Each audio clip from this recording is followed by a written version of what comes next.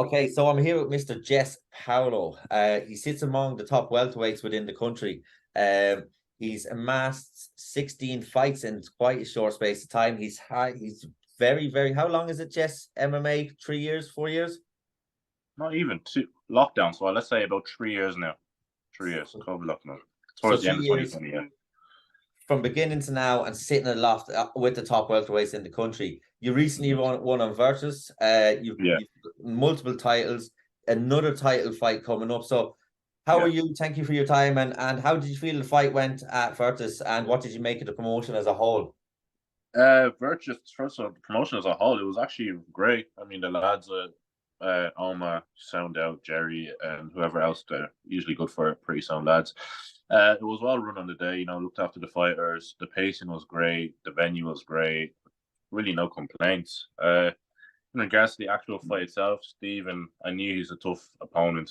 Like I said, like I was saying after the fight, people may look at his record and say, "Oh, he's not as great." Whatever records, yourself, amateur, don't really mean much. On top of that, he beat one of my teammates, Trey, who's one of the most talented fighters I've ever come across. So, for him to do that, that's enough to kind of get me to sit up and take notice. So, yeah, I knew it wasn't going to be an easy fight whatsoever. I knew he's big, strong, likes to wrestle, kind of grapple. That being said, I can also kind of wrestle and grapple also. So, yeah, going into the fight, I think it started off standing off, press him up against the back foot. From there, I slipped. I threw a cross. He caught me with an inside leg kick at the same time. Then I kind of did a slip, and then from there, he initiated the clinch. And then from there, I was kind of just able to reverse him and pretty much, I feel, control the fight for the rest of the 9 minutes. Held him against the cage, held him on the ground.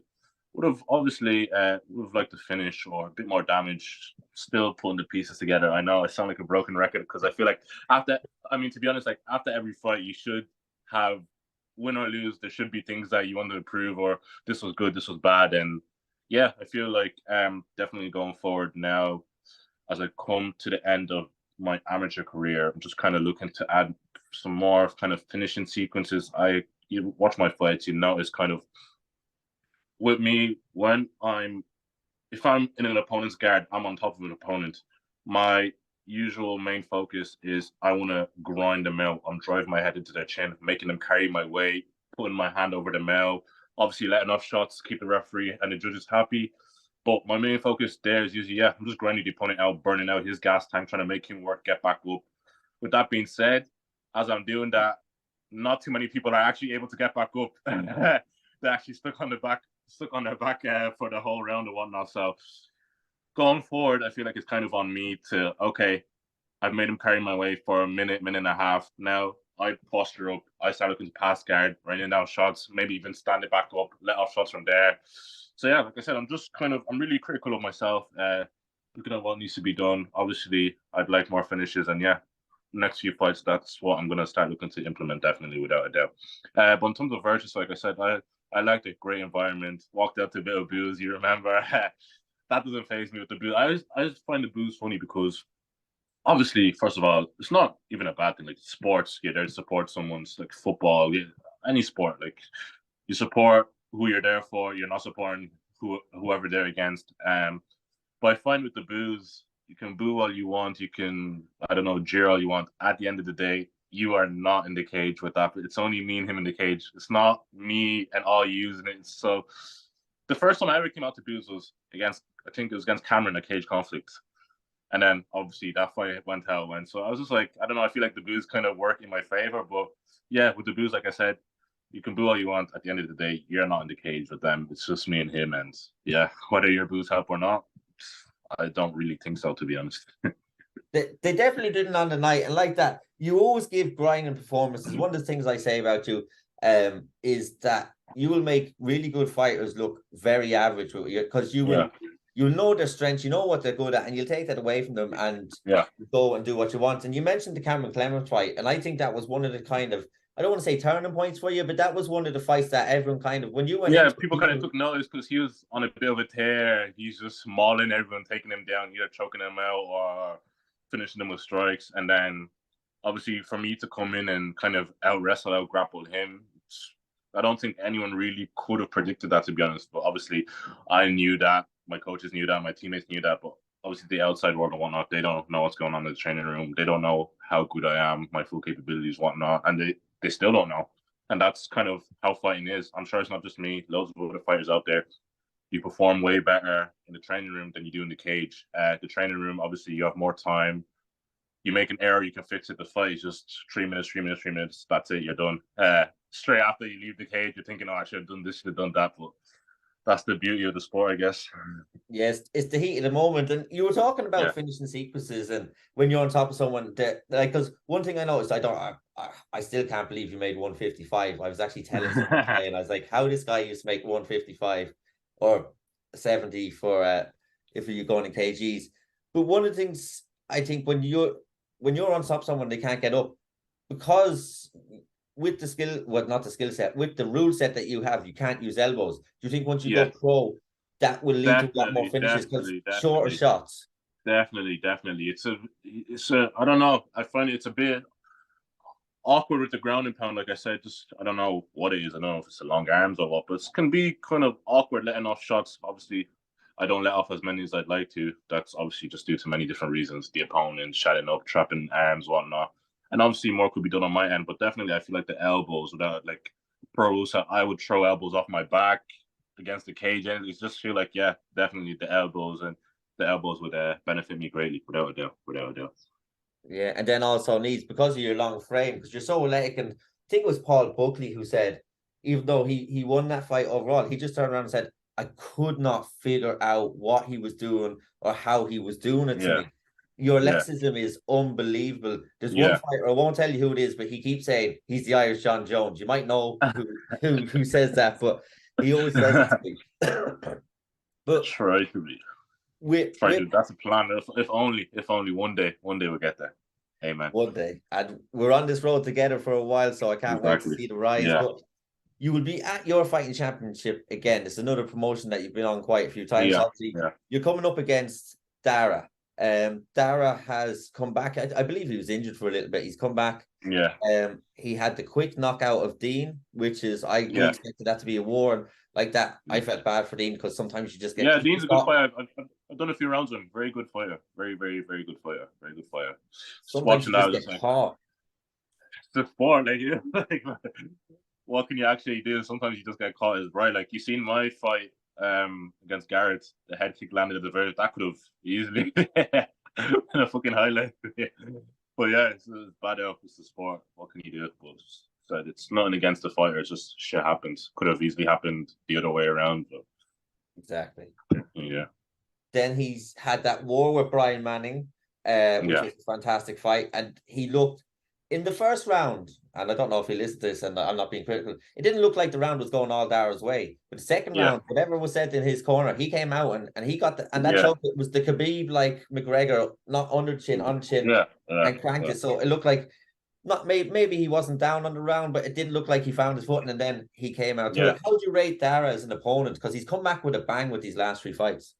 I mean, definitely, he beat Nick just there. I trained with Nick a few times, and he's probably one of the hardest, if not the hardest, rounds I get constantly on a daily basis. I just can't figure him out. So for him to be him, even though obviously Nick is just only a few fights experience, whatnot, but in the training room, I see how good he is. So for Dara to finish him, like I said, that's enough for me to sit up and take notice.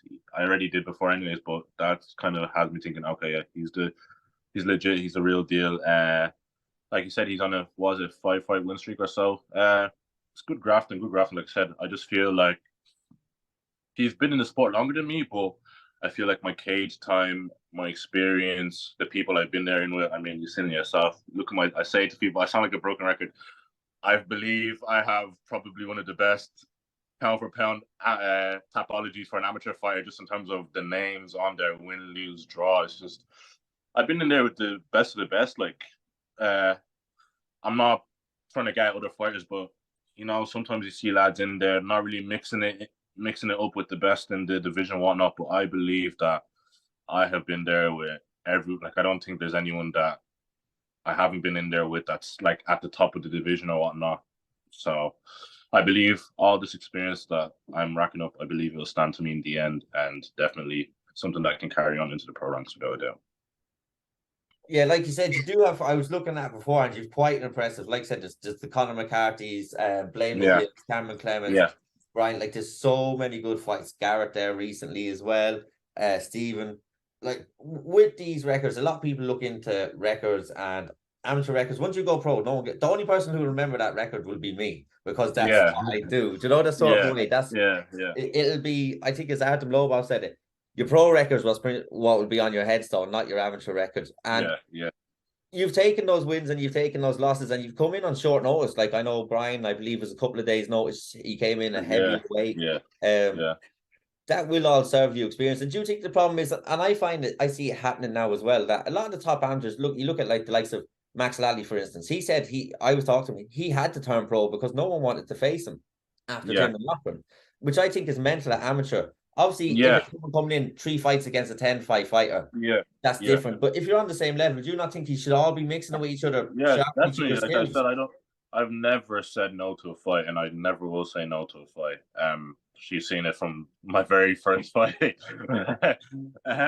Yeah, like I just feel like obviously people care about their records or they don't want to lose and whatnot. But at the end of the day, if you're not mixing it in with the best, you're gonna get found out at pro. Like it doesn't always happen. Sometimes you can get away with kind of padding the amateur record and doing well at pro, but it's all about the experience. It's all about the experience. The time in the gym, whatnot, that's there as well. But nothing will stand to you like actual cage time. That's why I try get in there as much as possible. In terms of activity, this year hasn't been as great as last year, just for many different reasons from A to Z. But I'm trying to finish the year strong. I mean, I have Dara IUR in a few weeks, and then hopefully get another 2, 3 fights in before the new year. Hopefully. Yeah, like that. You obviously you're not looking past Dara, but there is Yeah, a lot more shows to go on as well. yeah, What do you think with the amount of shows now? Obviously, Akuma came back there as yeah, well. You've got Fit to Fight, which is a smaller promotion, but they're doing a yeah, lot of amateur fights as well. yeah, Like you're looking at, I want to say 8 to 10 promotions between North and South. Like, how does it feel for you to go? Well, you can get 2 or 3 fights in because of that. Like when you were yeah, starting yeah, during yeah, yeah. lockdown, I how feel, I hard mean, was it to get a fight compared to now? yeah, I mean, like I said, I feel for someone like me that likes to remain active, it's a blessing. Maybe people that don't want to remain as active, they don't really care. But someone like me that wants to get the most fights I can, yeah, it's a blessing. It's nice to know that there's options out there. You can fight every month or two, and yeah, like I said, at the end of the day, I just want to remain active. I'm in camp more or less full. I wouldn't even call it camp. Just training full time and fighting full time. That's it, really.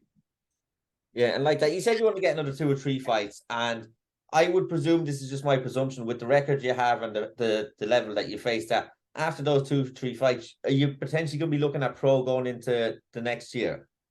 Hopefully, I mean that's the plan. Obviously, all depends. The man upstairs, Darren. But in my hand, I kind of have a time frame that I kind of by like next summer or so start looking to maybe at either the start or the end of summer, one or the other. I'm not too sure, but start looking to kind of make that transition over. Before, I used to say I wanted to reach 30 amateur fights, but I mean, been around long enough, fought almost everyone. I'll probably get close enough to 30, but yeah, I feel like I have more than enough experience racked up by now. Like I said, I'm 16. There's a lot of lads that don't even have half of that, never mind close to that. So yeah, I feel like I said, let's say around next summer or so, I'll start looking to make that transition. Yeah, 30 is a big number to get to. Alexander O'Sullivan holds that Yeah, record. yeah, He's fought amateur since like 2014, 2015. He yeah, went got his college degree, wanted to get that done first. yeah, Gary Rooney said to me he wanted to do it, but like he said, he got to a point kind of like where you're possibly again. There's no one yeah, else to yeah, fight unless you do IMAFs as well. But if yeah, you're IMAFs, I think are good for the start of your amateur career because it's the yeah, day of weigh-in. But when you yeah, yeah, get to the end, the day of weigh-in doesn't really suit someone like you, especially with your yeah, yeah, frame and the weight you have to put, yeah, I would yeah, presume. yeah. That's one of the reasons why they've never really caught my attention. It's just couldn't really be couldn't really be asked. Couldn't really be asked the day you weigh in every consecutive day. You lose your first fight, you're gone home just like that. All your money's gone. Just Yeah. yeah. I don't know. It's just not for me. Thankfully, there's enough shows and whatnot around that I don't need to go and chase an IMAF or whatever.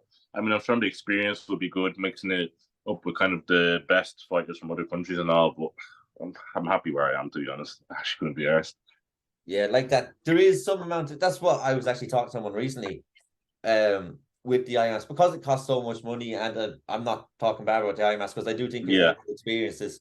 Like the likes of the Four Nations is good. It was only over in Yeah, Wales. yeah, the Four Nations. Four Nations is something that, yeah, I feel like I would do something like the Four Nations. Yeah, I know Pierre helping you was away there. I was trying to train with him a good bit as well. Four Nations, that's something more kind of suited to me that I feel, even though it's the day of Wayne or whatever, but I feel just kind of smaller environment. Yeah, Four Nations, I'd give that a go. No doubt. And then financially, it's not a huge outlay then as well as the likes of Bahrain and all these kind of Middle Yeah, East, yeah, because they're not cheap, and like that. I yeah. see people do IMAF after IMAF, and I'd say the people that fund them, and this isn't the bad thing. If you see I go into the IMAF again, go fund me, people are gonna be like, is this lad ever gonna Yeah, stop? But yeah, it's yeah. because of the position we're in at the minute in the country. Hopefully that will improve. But so you're looking for a couple more fights and then go pro next year. So there's no immediate plans. Talk to us about Darren, obviously. You've been with him. What I love about Darren is you can see how animated, how much he cares in the corner. And when, Yeah. even if you're unsure of the decision at the end, he always says, get your hands up, you're a winner. How does that Yeah, make you yeah, feel? yeah, Does that yeah, of sometimes course. if you thought you lost, are you like, oh, I don't want to put my hand up? Or what way does it work? Like Yeah, it's yeah, nice to yeah, instill yeah, that yeah. into I you. mean, yeah. I mean, Darren, like, you know yourself, everyone that knows him knows what he brings to the table. He's one of one. I believe he's the best coach in the country. I believe he's his mind is just his stuff like an encyclopedia of knowledge when it comes to fighting. Whether it be striking, grappling, this, that, I don't know how he does it, but he just knows everything. And I'm very lucky and blessed to have someone like that as my coach, because I feel like having him in my corner, I can make it all the way to the top. I can conquer whatever I want to conquer without a doubt. Like, it's just literally such a blessing in my life, literally. Yeah, no, he's fantastic. And he's a good person all around. I have a great relationship with Darren. Yeah, Obviously, through the gyms and through Cage Legacy more so as yeah, well. yeah, He's a fantastic person, a fantastic coach. And I got to touch on something just briefly. Obviously, we talked about the amount of regional promotions. When you look at pro now as well, PFL coming in heavy, Octagon, obviously, which your teammate was on. yeah, So yeah, we can't give anything away about that, but they're pushing really heavy into the UK and Ireland. yeah. And these promotions around the likes of Austria, Germany, Holland are getting onto the likes of Fight Pass. How exciting is that for you that there's so many outlets for when you go pro to get noticed by where you want to go Yeah. eventually? It's good. It's good to see, especially on top of that being said, the kind of Irish buzz that obviously started with Conor, and now you can see more and more lads getting into the UFC and whatnot. The goal for me is the UFC. On top, yeah, the goal for me is a combination of making the most money that I can and eventually reaching the UFC, please God.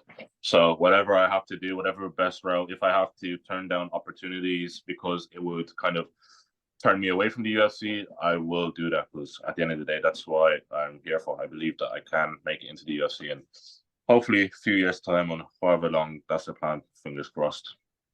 Yeah, you have a long road ahead of you, a successful road ahead of you, and I can't wait to be on it. And we talked about you just talked about briefly the Irish. Obviously, Reese and Caelan were unlucky with their fights last week. Sean Abandon's Yeah, up, yeah, Kiefer Crosby's up this weekend. Obviously, you've got yeah. Conor, Ian, Gary.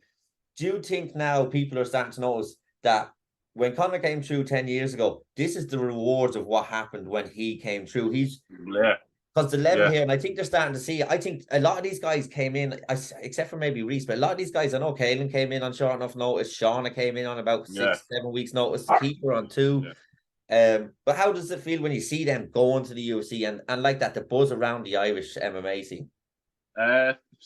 Honestly, it's good to see. It's great to see.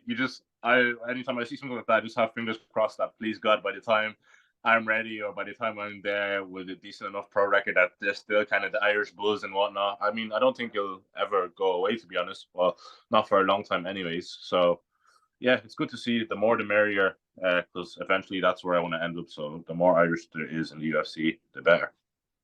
Yeah, perfect.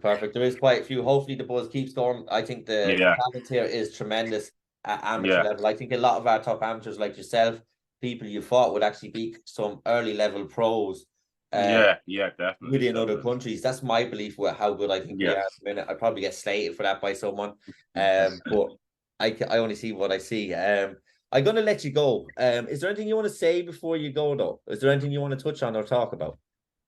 No, I mean, yeah, I think we touched on everything. I'm fairly fresh to be honest. Perfect, perfect. I can't wait to see your next fight. You and Dara is quite intriguing for me.